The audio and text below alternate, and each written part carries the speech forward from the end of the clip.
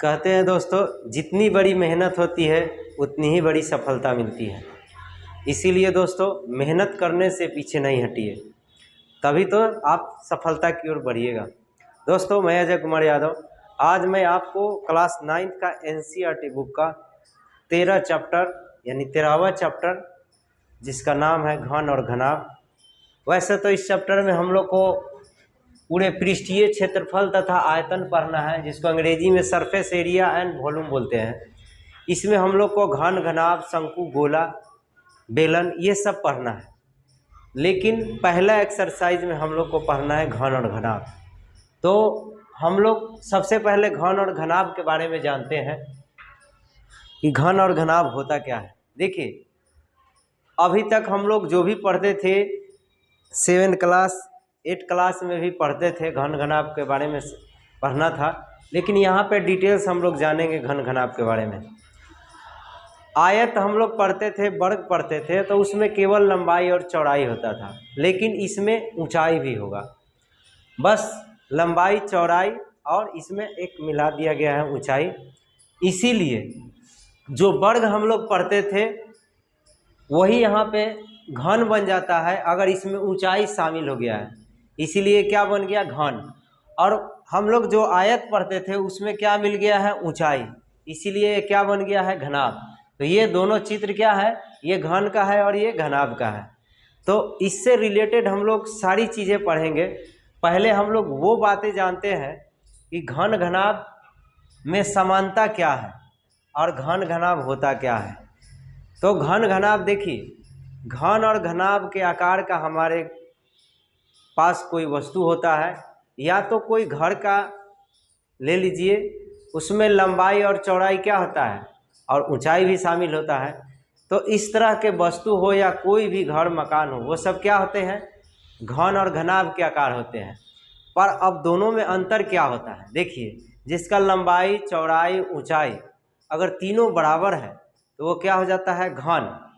और जिसमें लंबाई चौड़ाई ऊंचाई तीनों अलग हो वो क्या हो जाते हैं? घनाभ। यानी कि जिसमें तीनों, यानी तीन में कौन कौन हो गया? लंबाई चौड़ाई ऊंचाई तीनों बराबर हो जाता है तो क्या हो जाता है? घन। और तीनों अलग अलग हो जाता है तो घनाभ तो होता ही है। लेकिन कोई दो बराबर भी हो जाए तो भी क्या होता है?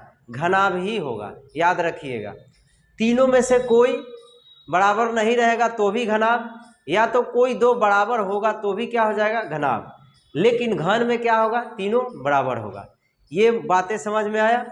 लेकिन इसका अब पृष्ठीय क्षेत्रफल और आयतन के बारे में जानना है तो ये हम लोग अगले टॉपिक में, अगले क्लास में पढ़ेंगे। यहाँ पे हम लोग जानते हैं दोनों में समानता क्या होता है। तो आइए हम लोग बोर्ड पर कुछ बातें लिखे हैं जिसको समझिए। घन और घनाभ में समानता। देखिए, ये घन और घनाभ में क्या समानता होता है वो हम लोग जानते हैं। और ये कॉम्पिटिटिव के ख्याल से या कोई भी बैंकिंग एग्जाम हो, रेलवे हो, कुछ भी हो, ये पूछता जरूर है। और 9th 10th में भी ये पूछता है। तो 8 क्लास में भी पढ़ना था इसके बारे में।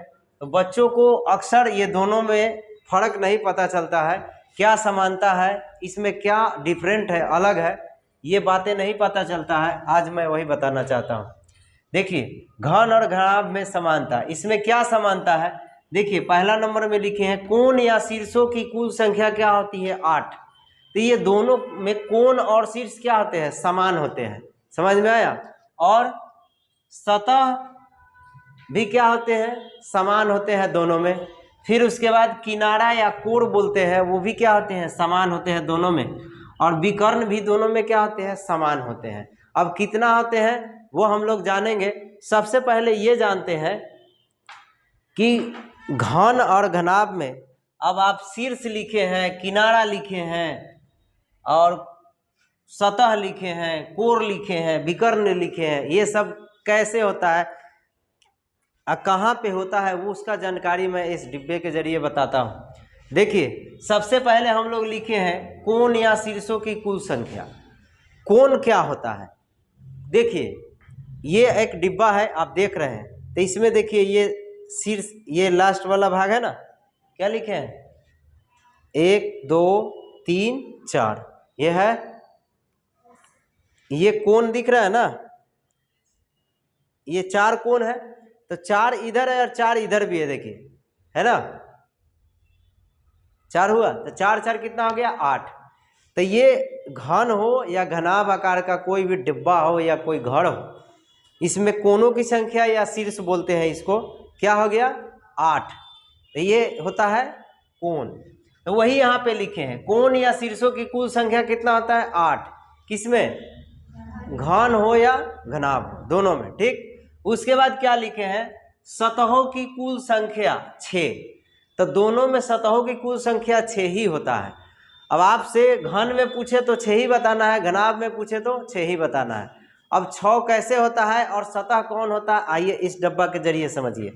देखिए ये जो हिस्सा दिखाई दे रहा है ये सतह है, फिर ये जो हिस्सा दिखाई दे रहा है ये सतह है, और ये भी सतह है, ये भी सतह है, और ये भी सतह है। समझ में आया? तो कितना हुआ, अब काउंटिंग करते हैं हम लोग। देखिए ये सतह है, तो ये सतह है, तो इसके पीछे भी एक इसी तरह है ना। तो ये एक सतह है, तो इसके पीछे वाला ये हिस्सा भी सतह है। तो अगर ये एक है तो एक पीछे भी है, तो कितना हो गया 2, ठीक। फिर एक ये है, देखिए ये है, तो एक ये है, तो इसके पीछे भी एक है, तो कितना हो गया 2। तो कितना हो गया 2, ये इस तरह का जो भाग है 2 है, और इस तरह का भाग कितना है 2, तो 2 2 कितना हो गया 4। और फिर 2 इधर वाला है ना, अरे एक यहाँ है ना, तो कितना हो गया 6। फिर से एक बार काउंट कीजिए, एक इस तरह का हिस्सा कितना है 2, इस तरह का हिस्सा कितना है 2, 4 हुआ, और इस तरह का हिस्सा कितना है 2, तो 4 और 2 कितना हो गया 6 हुआ ना। तो इस तरह से हम लोग का क्या है, सतहों की संख्या कितना हो गया 6। अब क्या दिया है, किनारों या कोरों की कुल संख्या, किनारों या कोरों की कुल संख्या कितना होता है। देखिए किनारा जो होता है अंतिम छोर होता है, आप जानते हैं गंगा के किनारे जाते हैं, तो गंगा का अंतिम छोर जहाँ पे होता है उसी को क्या बोलते हैं, किनारा। समझ गए?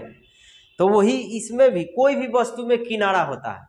जिस तरह से इस डब्बा में देखिए किनारा है, ये सब जितना दिख रहा है, ये वाला हिस्सा और ये वाला हिस्सा, ये सब हिस्सा, ये वाला हिस्सा, ये सब क्या है, किनारा है, अंतिम छोर है।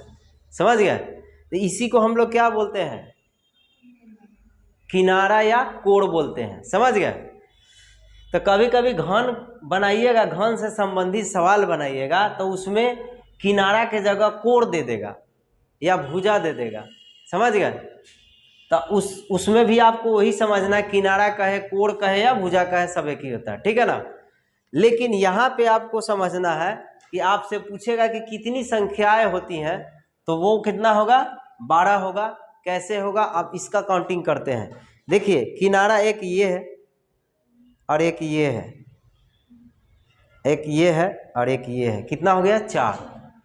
इधर 4 हुआ तो 4 इधर भी होगा, विपरीत तरफ 8 हुआ ना जी। आप फिर इधर आ जाइए, तो ये वाला हिस्सा एक यहाँ और एक यहाँ 2, तो 8 और 2 कितना हो गया 10। 2 इधर भी है, ये वाला हुआ ना, तो 12 हुआ ना। फिर से एक बार 4 हो गया ना, 4 ये हुआ तो 4 उधर होगा 8, और एक ये है तो एक यहाँ भी है 2, और 2 ये है और 2 इधर वाला हुआ ना, 12 हुआ ना। तो ये हो गया किनारों की संख्या, चाहे घन हो या घनाभ हो, कितना होगा 12। अब आता है विकर्णों की कुल संख्या। तो मैं इस डिब्बा के सहारे तो नहीं बता सकता हूँ, इस चित्र में देख लीजिए, चित्र के सहारे मैं बता सकता हूँ। जैसे मैं कोई एक चित्र बनाता हूँ, घन हो या घनाभ हो, कोई भी हो, मैं इस फिगर में बताकर रफली, ये फिलहाल तो दिख रहा है घन के जैसा, ठीक है।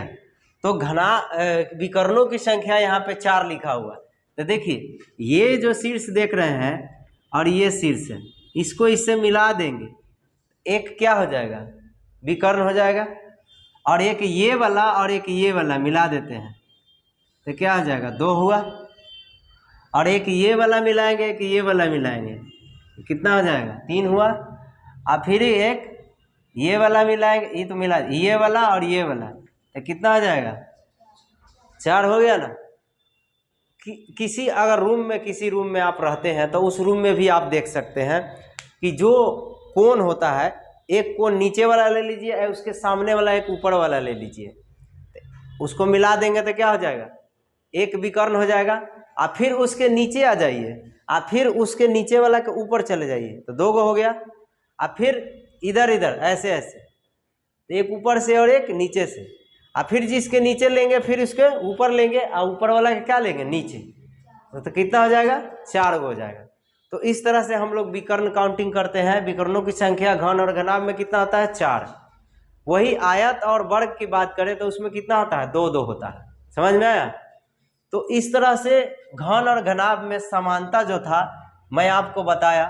अब मैं आगे बताऊंगा कि इसमें घन का से संबंधित अगर सवाल आता है, एरिया निकालने के लिए आएगा, क्षेत्रफल, आयतन निकालने के लिए आएगा, विकर्ण निकालने के लिए आएगा, घन हो या घनाभ हो, तो कौन से फॉर्मूला का यूज करेंगे वो फॉर्मूला हम लोग जानेंगे। तो चलिए अब हम लोग पढ़ते हैं घन और घनाभ से संबंधित फॉर्मूला, जिसके ज़रिए हम लोग मैथ यानी कि गणित के सवाल को बना सकते हैं। तो सबसे पहले हम लोग घन के बारे में जानते हैं कि घन का क्या फॉर्मूला होता है।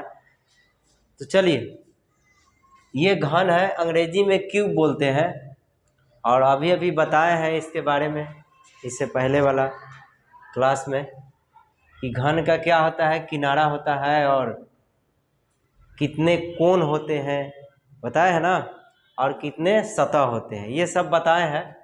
तो यहाँ पे लिखा हुआ है किनारा या भुजा। तो देखिए, घन का किनारा या भुजा को ए भी बोलते हैं, ए लिखा रहता है, या कहीं कहीं ए के जगह एल भी लिखा रहता है, छोटा एल, ठीक है। तो आपको घबराने की ज़रूरत नहीं है, जहाँ ए होगा तो ए लिखेंगे, एल होगा तो एल को ही भुजा ही मानेंगे, सब एक ही होता है, ठीक है। तो चलिए चलते हैं। देखिए, घन का कुल पृष्ठीय क्षेत्रफल 6 गुने भुजा स्क्वायर होता है। अब समझना है, और इसको एस से लिखते हैं अंग्रेजी में, क्योंकि टोटल सरफेस एरिया बोलते हैं, और 6 गुने भुजा स्क्वायर होता है। तब इसको समझने से पहले सबसे पहले आप वर्ग समझिए। वर्ग का क्षेत्रफल क्या होता है, भुजा स्क्वायर होता है। तो वर्ग में एक ही गो क्या होता है, लंबाई और चौड़ाई शामिल होता है, और एक ही होता है, इसीलिए उसका भुजा स्क्वायर होता है। लेकिन वर्ग जैसा इसमें 6 ऐसे वर्ग इकट्ठा होते हैं, और इकट्ठा होकर चारों तरफ से घेर करके और ऊपर नीचे भी घेर करके क्या बनाते हैं, घन बनाते हैं। इसीलिए 6 गुने क्या होता है, भुजा स्क्वायर। और जिसमें 4 गो घेर कर बनाता है तो 4 गुने भुजा स्क्वायर। समझ में आया। तो घन जो बनता है वर्ग के 6 सतहों से मिलकर बनता है, इसीलिए 6 गुने क्या हो जाता है, भुजा स्क्वायर। समझ में आया। तो वर्ग जैसा के गो सतह मिलता है, 6, इसीलिए 6 गुने क्या होता है, भुजा स्क्वायर। अब वर्ग का क्षेत्रफल क्या होता है, भुजा स्क्वायर। उससे कंसेप्ट क्लियर होगा आपको। तो और भुजा को हम लोग क्या बोले, अभी अभी बताया क्या, ए होता है, इसीलिए भुजा के जगह ए लिखे तो ए स्क्वायर हो जाएगा। समझ गया। तो 6 गुने ए स्क्वायर। अब आपसे पूछेगा चारों दीवारों का क्षेत्रफल या पृष्ठीय क्षेत्रफल, इसको ए से लिखेंगे तो ये होता है 4 गुने भुजा स्क्वायर, यानी कि 4a स्क्वायर। अभी बताएं कि जो 4 सतहों से घेर कर बनता है, तो 4 गो क्या बन गया, वर्ग। एगो वर्ग का क्षेत्रफल भुजा स्क्वायर, तो 4 गो का क्या हो, 4 गुने भुजा स्क्वायर।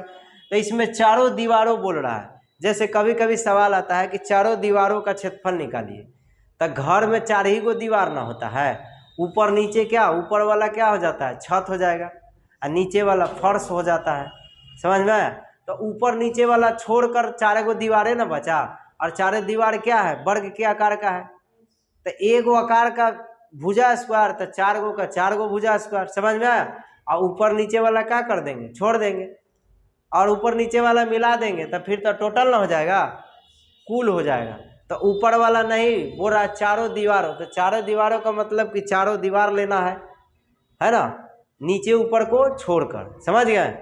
तो ये हो गया चारों दीवारों का क्षेत्रफल, 4 गुने भुजा स्क्वायर, या 4a स्क्वायर लिखेंगे। उसके बाद होता है आयतन। आयतन को वॉल्यूम बोलते हैं अंग्रेजी में, इसीलिए भी से लिखते हैं। जब आयतन निकालते हैं तो इसमें कई तरह के लंबाई, चौड़ाई, ऊंचाई तीनों शामिल है, लेकिन तीनों क्या है, बराबर है। इसीलिए तीनों को जब गुना करते हैं तो क्या हो जाता है, भुजा भुजा भुजा, तीनों तो बराबर है, भुजा क्यों हो जाएगा, समझ में आया, एक क्यों, समझे ना। अब कोई आपसे पूछता है कि घन में लंबाई होता है, चौड़ाई होता है, ऊंचाई होता है, तब बहुत सारे बच्चा कंफ्यूज रहेंगे। होता है, लंबाई होता है, चौड़ाई होता है, ऊंचाई होता है, सब होता है, लेकिन लंबाई, चौड़ाई, ऊंचाई सब क्या होता है, बराबर। इसीलिए उसको भुजा बोलते हैं या किनारा बोलते हैं, उसके जगह पर यूज कर देते हैं भुजा केवल, समझ में आया, क्योंकि उसका लंबाई, चौड़ाई, ऊंचाई सब बराबर होता है, इसीलिए क्या हो जाता है, भुजा क्यों हो जाता है, समझ में आया। तो आपसे कोई पूछेगा कि लंबाई, चौड़ाई, ऊंचाई होता है, तो होता है, लेकिन सब बराबर होता है, समझ गए, इसीलिए भुजा क्यों इसका हो गया आयतन। अब उसके बाद विकर्ण है, डायगोनल बोलते हैं अंग्रेजी में, इसीलिए डी से लिखते हैं। विकर्ण जब निकालना होगा तो √3 गुने भुजा कर देंगे, समझ में आया, क्योंकि भुजा कितने हैं, 3, √3 गुने भुजा, ठीक है ना। अब सेम इसी तरह आपको फिर घनाभ में अगर चलते हैं तो 4 फार्मूला ये है, 4 फार्मूला इसमें भी आपको याद रखना होगा। अब आइए इसके बारे में समझाते हैं, और विकर्ण के बारे में बताए हैं कि इसमें आप बना सकते हैं, इसको इससे मिला दीजिए तो विकर्ण बन गया। इसी तरह 4 विकर्ण होता है, समझने के लिए एक बना देते हैं, इसको इससे मिला दीजिएगा, एक विकर्ण यहाँ भी हो गया। वैसे 4 गो होता है, लेकिन समझने के लिए यहाँ पे बना दे रहे हैं।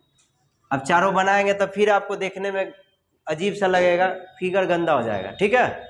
चलिए तो समझते हैं घनाभ को। घनाभ को क्यूबॉइड बोलते हैं अंग्रेजी में, क्यूबॉइड, CUBOID। इसमें भी उसी तरह होता है, लेकिन इसमें लंबाई, चौड़ाई, ऊंचाई सब क्या होता है, अलग अलग होता है, इसीलिए इसका फॉर्मूला उससे भी अलग है। तो चलिए, कुल पृष्ठीय क्षेत्रफल क्या होता है, 2 इंटू लंबाई गुने चौड़ाई, चौड़ाई गुने ऊंचाई, प्लस ऊंचाई गुने लंबाई, ठीक है ना। इसी को हम लोग क्या बोलते हैं, 2 इंटू लंबाई को क्या बोलते हैं, यहाँ पे लिख दिए L, लेंथ मतलब लंबाई होता है, इसीलिए लंबाई को L लिखे। और चौड़ाई, ब्रेथ मतलब चौड़ाई होता है, इसीलिए B से लिखे। और ऊंचाई को क्या लिखते हैं, हाइट, H। सबका अंग्रेजी मीनिंग है, हिंदी मीनिंग भी है। तो फार्मूला होता है 2 इंटू लंबाई गुने चौड़ाई, प्लस चौड़ाई गुने ऊंचाई, प्लस ऊंचाई गुने लंबाई। और इसी को अंग्रेजी में बोलेंगे तो 2 into LB plus BH plus HL, समझ गया। तो ये होता है कुल पृष्ठीय क्षेत्रफल, 2 into LB plus BH plus HL। Formula याद कर लीजिए, और बगैर फार्मूला का आप इससे संबंधित सवाल नहीं बना सकते हैं, इसीलिए एकदम दिमाग में ठोक लीजिए कि मेंसुरेशन हम लोग पढ़ रहे हैं, क्षेत्रमिति, तो इसमें आपको फार्मूला बेसिस सवाल रहता है। फार्मूला याद है तो बनेगा, ना तो नहीं बने। तो फार्मूला याद कर लो, कितना है, 4 4 8 है, फार्मूला याद करो और आपको सारा सवाल बन जाएगा, समझ गया ना। फार्मूला अगर याद रहे तो दुनिया के किसी भी कोने में जा सकते हैं। अगर फार्मूला मालूम रहेगा तो जिस तरह पहले के आदमी घोड़ा सब उड़ता था, तो अभी भी उड़ जाइएगा, लेकिन फार्मूला में नहीं पता है, समझ गया ना। इसीलिए इसका में भी फार्मूला आप याद कर लीजिए, इसको भी सवाल को एकदम बना दीजिएगा, ठीक है ना। चलो, अब क्या है, इसमें दिया है पृष्ठ का क्षेत्रफल, पृष्ठीय क्षेत्रफल या चारों दीवारों का क्षेत्रफल। तो इसमें भी आपको चारों दीवारों का क्षेत्रफल मिलेगा, लेकिन अब समझिए कि अब इसका कंसेप्ट कैसे होगा। देखिए, इसका कंसेप्ट आयत से होगा, जिस तरह आयत का हम लोग क्षेत्रफल पढ़ते हैं ना, उसी तरह इसका भी है। तो आयत, अब इसमें आयत को 6 गो सतह मिलाइएगा तो क्या बनेगा, घनाभ बनेगा, समझ में आया। तो 6 गो बनाइएगा तो इसमें से 2 गो क्या होगा, एक दूसरे में इक्वल होगा। जैसे आप इधर का दीवार लेते हैं, जैसे एक वस्तु है, जैसे ये है, आप इसका क्षेत्रफल निकालिएगा तो इसके इधर वाला का भी क्षेत्रफल निकालिएगा, तो दोनों का क्या हो जाएगा, बराबर, समझ में आया। अरे होगा ना जी, इसका और इसका दोनों का क्षेत्रफल तो बराबर ही होगा। तो इससे अच्छा क्या होगा कि एगो का क्षेत्रफल निकाल करके 2 से गुना करा देंगे तो दोनों तरफ का हो जाएगा, होगा ना जी। जैसे मान लेते इसका 20 आएगा तो इसका भी 20 ना आएगा, तो कायला हम दोनों का निकालेंगे। इससे अच्छा होगा कि एगो का निकालेंगे इसका 20 और 2 से गुना करा देंगे तो दोनों का आ जाएगा 40, समझ गया। इसीलिए किसी एक का निकाल कर 2 से गुना करा देते हैं। इसका मतलब कि अगर इसमें 6 सतह शामिल रहेगा तो एक ही जैसा कै गो सतह होगा, 2 गो होगा। तो बोलिए इसका ये सतह है तो ये भी सतह सेम है, और इसमें ये सतह है तो उसी तरह ये है, दो गो बराबर हुआ ना। ऐसे ऐसे कै गो मिला रहता है, 6 गो ना मिला रहता है, जिसमें 2 गो क्या होते हैं, बराबर होते हैं। उसी तरह ये वाला और ये वाला, तो हम क्या करते हैं 3 सतह का निकालते हैं। 3 सतह का निकालेंगे, एक ये का और 2 से गुना करा देंगे तो इधर वाला का भी हो जाएगा। फिर इसका निकालेंगे या 2 से गुना कराएंगे तो इधर वाला भी शामिल हो जाएगा। फिर इसका निकालेंगे और 2 से गुना करा देंगे तो ये भी शामिल हो जाएगा, समझ में आया। इसीलिए हम यहाँ 2 से गुना कराए हुए और सबको फिर क्या करेंगे, जोड़ेंगे। अरे इसका निकाल के 2 से गुना कराएंगे तो इसका भी निकल जाएगा, तो ये दोनों का निकल गया। फिर इसका निकाल कर 2 से गुना कराएंगे तो इसका भी हो जाएगा। बोलिए, तो दोनों का तो निकल गया। फिर इसका निकाल के 2 से गुना कराएंगे तो ये भी आ गया। अब ये सब को जोड़ेंगे तब ना ये सब पूरा का निकल जाएगा, कुल पृष्ठीय क्षेत्रफल है। तो सबको क्या करेंगे, जोड़ देंगे। इसीलिए सबको हम क्या किए हैं, जोड़ दिए हैं। उसी तरह फिर देखिए अंग्रेजी में 2 × LB + BH + HL, समझ में आया। 2 कॉमन ले लिए क्योंकि सब में 2 है। 2 गो लंबाई चौड़ाई गुना है, फिर 2 गो चौड़ाई और ऊंचाई गुना है, और 2 गो ऊंचाई और लंबाई क्या है, गुना है। इसीलिए 2 में से कॉमन ले लिया, सबको क्या किए, जोड़ दिए हैं। एक कुल पृष्ठीय क्षेत्रफल हो गया, समझ में आया।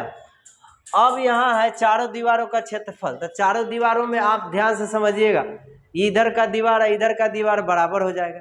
फिर सामने वाला दीवार और ये वाला दीवार क्या हो जाएगा, अगर बराबर हो जाएगा तो चारों दीवारों का क्षेत्रफल हो जाएगा। चलिए इसको समझिए ध्यान से। इस डिब्बे के सहारे मैं आपको बताना चाहता हूँ कि चारों दीवारों का क्षेत्रफल कैसे होता है। देखिए, अगर ये एक मान लीजिए कोई वस्तु है जो घनाभ के आकार का है, तो ये क्या है, लंबाई है, तो ये क्या है, चौड़ाई है। हम बताए हैं कि किसी सतह का क्षेत्रफल निकालना है, एक सतह का, तब बस उसके 2 किनारे जो है उसका गुना करवा दीजिए। तो अब ये किनारा लंबाई है और ये किनारा क्या है, ऊंचाई है, दोनों को गुना करा देंगे। तो बोलिए लंबाई को क्या बोलेंगे, L, अच्छा ऊंचाई को क्या बोलेंगे, H। तो इसका क्षेत्रफल आ गया। बोलिए, तो इधर का आ गया तो इधर वाला दीवार का भी तो यही ना होगा, सेम। तो इससे अच्छा 2 से क्या करा देते हैं, गुना। बोलिए, तो 2 दीवार का तो हो गया। अब इधर वाले दीवार का निकालेंगे तो इधर वाला का दीवार का भी वही हो जाएगा। तो बोलिए इधर वाले दीवार में ये ऊंचाई है, तो हम बताए हैं कि 2 किनारों को गुना करा दीजिए। तो ये वाला किनारा क्या है, हाइट है, तब कुछ हो रहा है, गुना तो कराना होगा। और ये क्या है, चौड़ाई है, तो 20 है ना, B हो जाएगा। बोलिए, तो अब गुना हो गया, तब इसका निकाल लिए तो इसका भी तो वही होगा। इसका मतलब क्या करेंगे, 2 से गुना। अब आप बोलिए ये दोनों में कॉमन क्या है, 2 और H, देखिए दोनों में है ना। अब बचा कौन, L, नीचे क्या बचा, B। यही हो गया 2H L + B, यही हो गया चारों दीवारों का क्षेत्रफल। समझ में आया। तो इस तरह से चारों दीवारों का क्षेत्रफल निकाला गया है। अब नीचे है आयतन, वॉल्यूम। तो इसमें लंबाई चौड़ाई ऊंचाई होता है, तीनों को गुना करा देंगे तो क्या निकल जाएगा, आयतन। इसीलिए LBH बोलते हैं, अंग्रेजी में इसको लिखेंगे। हिंदी में याद करने में दिक्कत हो तो सीधे अंग्रेजी वाला याद कर लीजिएगा, बहुत आसानी से हो जाएगा। फिर विकर्ण है, डायगोनल। तो तीनों यानी कि लंबाई चौड़ाई ऊंचाई तीनों का रूट में अंडर करके स्क्वायर कर देंगे। लंबाई का स्क्वायर प्लस चौड़ाई का स्क्वायर प्लस ऊंचाई का स्क्वायर रूट अंडर, तो क्या निकल जाएगा, विकर्ण निकल जाएगा, किसका, घनाभ का। और उसी तरह अगर हिंदी में प्रॉब्लम होता है, इंग्लिश में भी L का स्क्वायर, B का स्क्वायर, H का स्क्वायर, और बीच में प्लस हो जाएगा। तो इस तरह से हम लोग का फॉर्मूला था। अब इसका यूनिट के बारे में मैं आपको थोड़ा सा बता देना चाहता हूँ। देखिए यूनिट मतलब मात्रक होता है। अगर सेंटीमीटर में देगा तो सेंटीमीटर स्क्वायर हो जाएगा, कब, जब क्षेत्रफल निकालेंगे, क्योंकि क्षेत्रफल में 2 ही गुना होता है यूनिट, लंबाई और चौड़ाई, नहीं तो चौड़ाई और ऊंचाई। दो ही गुना गुना होगा। इसीलिए अगर सेंटीमीटर में सवाल है तो क्षेत्रफल निकालेंगे तो क्या हो जाएगा, सेंटीमीटर स्क्वायर। ये बात याद करना जरूरी है, स्टूडेंट मिस्टेक करता है। अगर मीटर में दिया हुआ है यूनिट यानी मात्रक, यानी कि लंबाई चौड़ाई किनारा कुछ भी दिया है, मीटर में दिया है तो क्षेत्रफल निकालेंगे तो क्या हो जाएगा, मीटर स्क्वायर। लेकिन आयतन जब भी निकालेंगे तब पावर क्या हो जाएगा, 3 हो जाएगा इस पर, यानी कि मीटर क्यूब हो जाएगा। और सेंटीमीटर है तो क्या हो जाएगा, सेंटीमीटर क्यूब। याद रखिएगा, यही सब मिस्टेक करता है बच्चा, नहीं लिखता है, इसी में 1 नंबर कटता है। तो 1 भी नंबर नहीं काटने के लिए आप ये सब बातों पर ध्यान रखिएगा। और फार्मूला जरूर याद रखना है, बगैर फार्मूला का एक भी सवाल नहीं बनेगा। ठीक है, मिलते हैं अब एक्सरसाइज में। धन्यवाद।